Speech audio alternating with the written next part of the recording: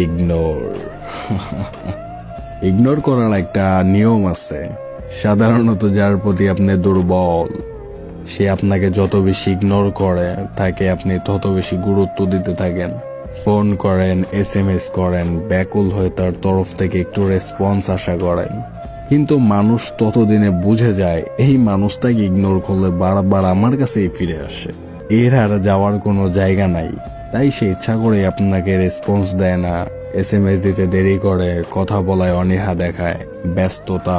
আপনি যখন তার সাথে একটু মন খুলে কথা বলতে চান, ফোন করতে চান, তখন সে নানান অজুহাত দেখায়, মা পাশে, হ্যান ত্যান, এই সেই এভরিথিং। মিথ্যা কথা বলে যখন তখন অফলাইন চলে যায়, বাট সে কিন্তু অনলাইন থাকে। এবার মজার ব্যাপারটা হলো, এই মানুষগুলোকে গুরুত্ব দেওয়া আপনি যখন বন্ধ করে দিবেন, আপনি তার লাইফ থেকে হারিয়ে যাবেন। আর কখনো খোঁজ নেবেন না, ফোন দিবেন না, SMS করবেন না, এভরিথিং টোটাল অফ। সেদিন তারা রিয়ালাইজ করতে পারবে তারা জীবনে কত বড় একটা ভুল করে ফেলছে, আর এই ভুলের প্রায়শ্চিত্ত কতদিন তাকে বহন করতে হবে।